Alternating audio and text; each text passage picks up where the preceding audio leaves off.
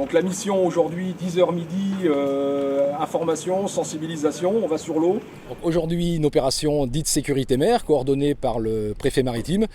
L'ensemble des moyens de l'action de l'État en mer, affaires maritimes, gendarmerie départementale, gendarmerie maritime, douane, vont partir en mer au contact des plaisanciers pour les sensibiliser et les informer sur les risques que représente la mer et les aider dans leur navigation. Les infractions les plus courantes en matière de loisirs nautiques et de plaisance, c'est essentiellement le non-respect de la vitesse, puisqu'il y a quand même des secteurs, notamment la bande des 300 mètres et à 300 mètres à l'entrée des ports, la vitesse est limitée à 5 nœuds.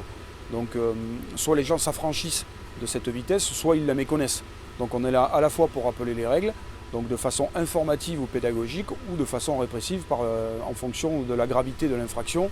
Ça c'est le premier type d'infraction. On a également des gens qui peuvent naviguer sans être titulaires d'un permis de conduire les navires. Ça arrive aussi, que ce soit sur des jet skis ou des navires. Notre rôle également, c'est de contrôler les structures de loisirs nautiques professionnels.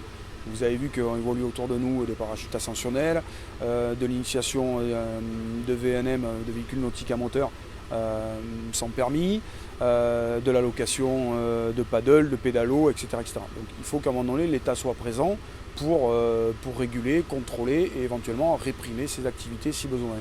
Quand on va sur la route, c'est pas pareil, il y a les radars sur la route, là il n'y en a pas. Non, mais enfin, je trouve que c'est très bien.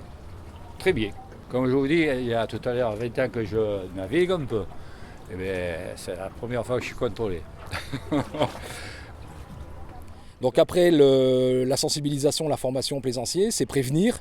Donc le plaisancier le message qu'on leur fait passer, c'est qu'il doit préparer son voyage, il doit faire attention à la météo. Les vents dominants en Méditerranée, c'est Mistral et Tramontane, ce sont des vents qui vous poussent vers le large et qui ont tendance à lever la mer très très rapidement, à la différence de l'Atlantique. Et donc la mer Méditerranée est très dangereuse pour ça. Et s'équiper, il faut pouvoir vérifier son matériel avant de partir. Encore une fois, ça va avec la préparation, vérifier ses fusées de détresse, son matériel de communication.